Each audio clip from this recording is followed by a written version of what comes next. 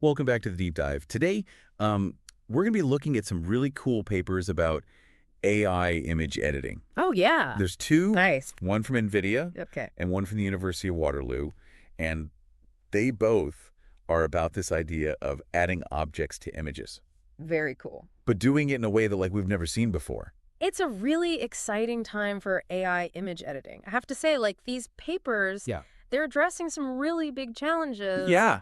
And the results are amazing. Yeah. So for everybody listening out there who's really into AI, the first paper is called ADDT, Training Free Object Insertion in Images with Pre-trained Diffusion Model. Catchy title. It's a very catchy title. Yeah. And then the second one is called Omniate, Building Image Editing Generalist Models Through Specialist Supervision. Wow. So we're going to be looking at both of those today to see how they're revolutionizing object insertion. Before we get into the papers, Yeah. maybe we should talk about diffusion models just really quick. Yeah, that's a good point because that's kind of the foundation of all of this. Yeah. So for anyone new to diffusion models, imagine you take a perfect picture and you just slowly add noise to it. Okay. Until it's just completely blurry. Yeah. A diffusion model basically learns to reverse that process. So it starts with the noise and it slowly removes it until you get a clear image. But the best part is you can use text to guide that process, so you can tell the AI to create specific types of images. So it's kind of like you're whispering instructions to the AI as it's painting this picture. Exactly. That's wild. Yeah. Okay, so let's talk about this first paper, ADDIT. Okay. The thing that jumped out at me right away was that it's training free.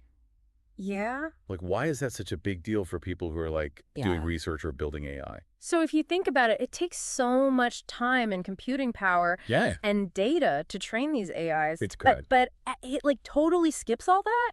It uses the knowledge that's already stored in these huge pre-trained diffusion models. So they're just using stuff that's already out there. Exactly. Wow. So researchers can get really good results without starting from zero. So instead of spending weeks or months training a model, Yeah. they can just jump right in Exactly. and Yeah. start doing their research. Yeah. That's incredible. Yeah. It opens up a lot of possibilities Yeah. for doing new stuff in AI image editing. So what is it about Addit that makes it work? So they talk about three main things. Okay. The first one is weighted extended self-attention. Ooh, that's a mouthful. It is a mouthful. What does that even mean? So one of the hardest things with AI image editing is getting the AI to understand how to blend an object into an existing image. Yeah, you don't want it to look like a bad Photoshop. Exactly. You don't want it to look fake. Yeah. So weighted extended self-attention helps with that. Okay. The AI has to think about three main things. Okay. The original image, the text that you give it that describes what you want to add, Right. and then the generated image as it's being created. Yeah. And this lets the AI weigh how important each of those things are. So it's constantly adjusting and figuring out where things should go. Exactly. That's wild. And it really helps to create a more realistic image. So what's the second thing? The second thing is called structure transfer. Okay. This one's really important because it stops the AI from going crazy. Oh, going rogue. Yeah, we've all seen those AI images that just go totally off the rails. Yeah. Structure transfer basically makes sure that the AI keeps the layout of the original image, Yeah. the basic composition. Like a blueprint. Yeah, exactly. It's like a blueprint that says, Yeah. okay, these are the important parts, and you can add the new object here, but it has to make sense. So it's giving the AI some guidelines. Exactly. Okay. That makes sense. What about the third one? The third one is subject-guided latent blending. Wow, these names are getting more and more complicated. They are a bit technical. Yeah. But this one is all about making sure that the small details, like textures, shadows, reflections, are all transferred from the original image to the edited version. Oh, so it's the fine details Exactly. that make it look real. Yeah, it's not just about the big picture. It's about getting those little things right. Yeah. So it looks like the object was always there. Okay, so this all sounds really cool. Yeah. But how do they actually test Addit? So they wanted to see how good it was at placing objects realistically. Okay. So they used this benchmark called the editing affordance benchmark, Okay. which is specifically for testing how well an AI can put objects into an image. And how did it do? It did amazingly well. Really? It got 83%, Wow. which is way higher than the previous best score, which was only 47%. Wow. So almost double. Almost double. Yeah. That's incredible. So that means if I asked it to put a coffee cup on my desk, Oh, yeah. it's not going to put it on top of my laptop or something. Yeah. No, it would understand that the coffee cup should go next to the keyboard. So it actually, like, understands. Yeah, it gets the context. That's wild. Okay, and then there's one other thing that they talked about. Oh, yeah. That I thought was pretty interesting. What's that? This idea of step-by-step generation. Oh, yeah, this is super cool for researchers. Yeah. Basically, you can see how the AI is thinking as it's adding the object. Like, you can see the process as it's happening. Exactly. It's not just about the final result. You can see how it got there. So you can actually see how the AI is solving the problem. Exactly. It's like looking inside the AI's brain. That's amazing. It's really powerful for research. Yeah. If you want to understand how these models are working. Okay, so this all sounds amazing. Yeah. But are there any, like, limitations to add it? That's a good question. Yeah. So because it uses these pre-trained models, it's limited by the data that those models were trained on. Okay. So if the training data didn't have enough variety of scenes or objects, it might have trouble with situations that it's never seen before. So, like, if it's never seen a stapler. Yeah, exactly. It might not know how to put a stapler on a desk. Yeah, it might try to put it in a weird place. That makes sense. Yeah. Okay, so let's switch gears and talk about this other paper. Okay. OmniEdit. OmniEdit, yeah. This one from the University of Waterloo. Yeah, this one's really cool. It comes at it from a totally different angle. Okay. One of the problems that OmniEdit is trying to solve is that a lot of AI image editing models can only do a few things. Yeah, you get excited and you're like, oh, it can only do these, like, 3 things. Exactly. It's so frustrating. Yeah.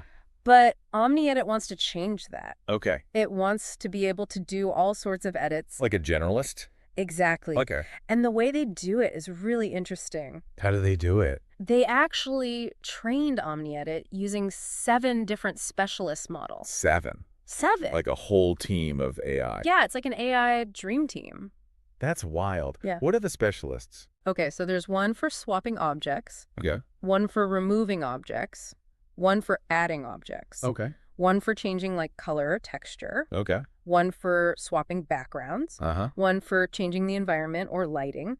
And one for applying artistic styles. So they got, like, all their bases covered. They've got it all. Okay. And so by training OmniEdit with all these specialists, it can handle way more edits than any single specialist could do on its own. That's really cool. Yeah, it's like a Swiss Army knife. Yeah. Of image editing. But how do they even train all these specialists? That's a great question because you need a lot of data to do that, right? Yeah. And they came up with a really clever way to make sure that the data was high quality. Okay, how'd they do that? They used GPT-4. Wait, GPT-4? Yeah. They used GPT-4 to train another AI. I know. It's pretty meta. That's wild. So remember we were talking about bias in training data? Well, they wanted to avoid that. They wanted to make sure that OmniEdit was only learning from the best examples. So they used GPT-4 to, like, filter out the bad stuff? Yeah, GPT-4 was like the quality control expert. Wow, so GPT-4 is looking at all the pictures. Basically. And being like, yep, nope. Yep, that's a good one. That's a bad one. Wow. So we got this dream team of specialists, and then we got GPT-4 curating the data. Exactly. Okay, what happens next? So now we need to talk about the EditNet architecture. What is that? That's how they bring it all together. Okay. It's basically the brain of OmniEdit. Okay. It's what allows OmniEdit to take all the information from the specialists and use it on new images. So it's not just about having the right data, it's also about having the right architecture. Yeah, you need both. To make it all work. And EditNet is really special because it manages how information flows between the original image, the instructions that you give it, and the different specialist models. Okay. So it's not just like throwing everything together. It has this thing called a control branch. Okay. That lets it adjust how much guidance it's taking from the specialist models. So it's like making decisions on the fly. Exactly. It's really smart. That's crazy. And so this all results in more precise edits. More precise edits, and it's also updating the text representations as it's going. What does that mean? That means it's like constantly refining its understanding of what you want it to do. So it's like thinking about it. Reading your mind. Yeah. It's getting better at understanding your intent. That's incredible. Yeah. This is especially important for things like removing objects, where you don't just want to cover something up, you want it to be gone. Right. And so it needs to understand that. Okay, so all this sounds really cool. Yeah. But, like, did they test it? Like, how do we know it works?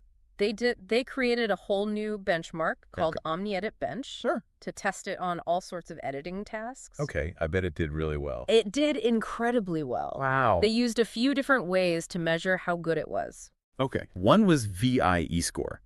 What's that? That's a way to measure the quality of AI-generated images, especially ones that were made from text. Okay. It looks at both how good the image looks and how well it matches what you were trying to do. So like how realistic it looks and also like how good of a job it did. Exactly. Okay.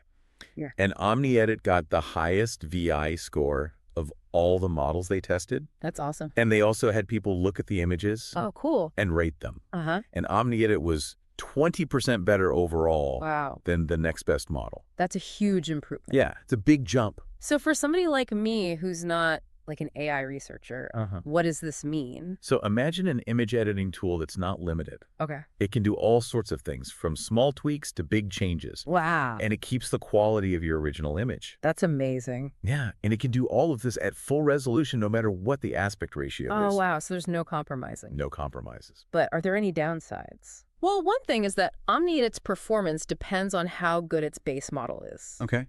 And while they used a very good one in their research, there's always room for improvement. So like as those base models get better, OmniEdit will get even better. Exactly. And another thing is that OmniEdit still relies on prompts. Oh, yeah, those can be tricky. They can be really tricky. Right. But as AI gets better at understanding language, it should become easier. So it sounds like there is still some work to do. Yeah. But it seems like AI image editing is really getting good. It's getting really good. Okay, so we talked about Addit. Yeah. We talked about OmniEdit. Like, what were the biggest takeaways from both of those papers? So Addit really impressed me with being training free and how well it could add objects into images. That weighted extended self-attention thing is super innovative, and it really helps to make the objects look natural. Yeah, and it's a game changer for people who don't have the resources to train these huge models. Exactly. Yeah. And the fact that it did so well on that editing affordance benchmark shows that it really understands how objects should fit into a scene. Yeah, and I love that step-by-step generation feature. Oh, yeah, that's so cool. For researchers. Yeah, you can really see how the AI is thinking. Yeah. Okay, so what about OmniEdit? What were the big things there? So I think the specialist team approach is brilliant. Yeah, it's really clever. It's a really smart way to get around the limitations of using just one model. Yeah, and using GPT-4 to pick the best data. Oh, yeah, that was a genius move. It was. It really shows how we can use different AIs together to make something even better.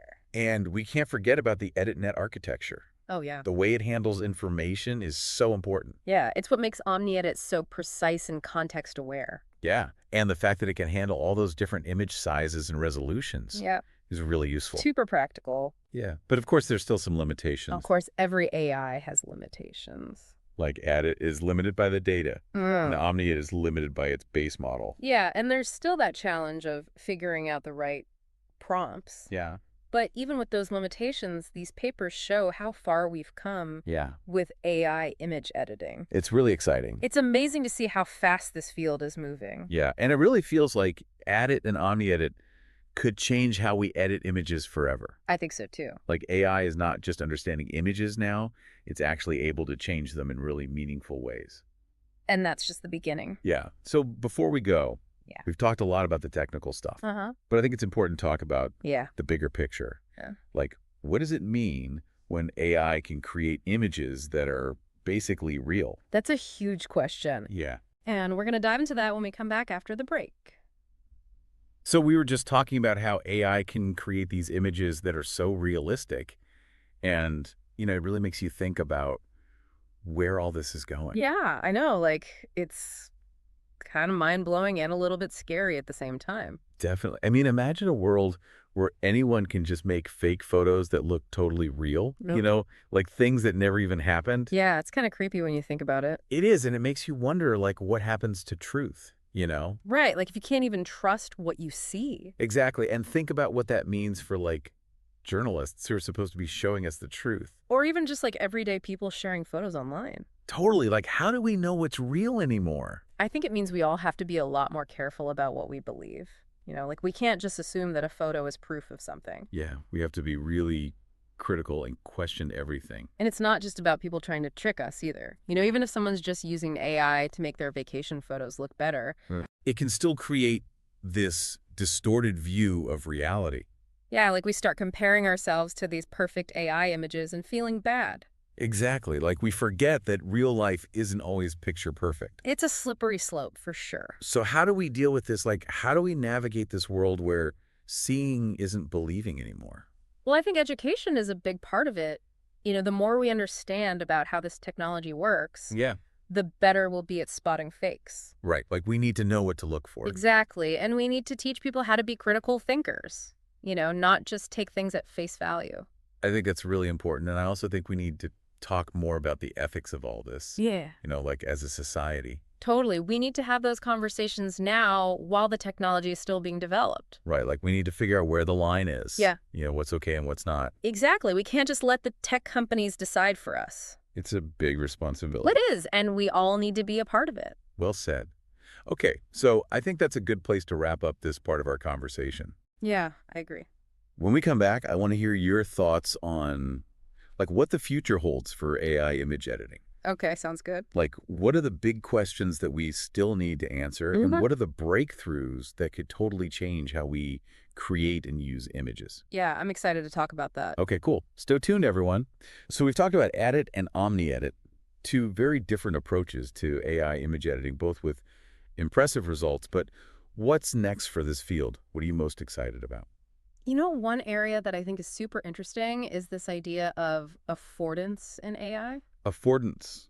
I don't think I've heard that term before. Yeah, it's a term that comes from psychology, and it basically means what an object is used for, what you can do with it. Okay, so a chair is for sitting, a door handle is for opening. Exactly. Okay, I see where you're going with this. So how does this relate to AI image editing? Well, we're starting to see AI models that can not only recognize objects in images, but they can also understand how those objects should be used or how they interact with other things. So it's not just about recognizing a chair. It's about understanding that someone could sit on that chair. Exactly. And that's really important for creating images that make sense. Not just images that look realistic, but images where the objects are arranged in a way that makes sense. That makes sense. So it's like the AI is learning about the physical world and how things work. Exactly. It's developing a deeper understanding of the rules of the world. That's pretty cool. We saw a little of that in the papers we talked about, putting the coffee cup on the desk instead of on top of the laptop. Right. And those specialist models in Omni-Edit, like the one for placing objects, they're trained to understand where objects should go in a scene. Okay, so as this research continues, what do you think we can expect to see? I think we'll see AI models that can create images that are not just beautiful, but also really smart in terms of how the objects are arranged and how they interact with each other. So like an AI that could design a living room that is both stylish and functional. Exactly. Or an AI that could add a dog to a family photo and make it look like the dog is actually part of the family. That would be amazing. We're talking about AI that can truly understand and create images that are indistinguishable from reality. It's incredible, isn't it? It is, but it also raises some big questions. If AI can create images that are so realistic, what does that mean for us as a society? It's something we definitely need to think about. What are the ethical implications of this technology? How do we prevent it from being misused? How do we ensure that people can still trust what they see? It's a lot to consider, but I think it's an important conversation to have. I agree. We need to be thinking about these things now before this technology becomes even more powerful. Well, this has been a fascinating discussion. Yeah. I feel like we've only just scratched the surface of what's possible with AI image editing. Me too. This is a field that's moving so quickly, and I'm really excited to see what the future holds. Thanks for joining us today. It's been a pleasure talking to you. It's been great talking to you too. And to all of our listeners out there, thank you for tuning in to The Deep Dive. We hope you enjoyed this deep dive into the world of AI image editing.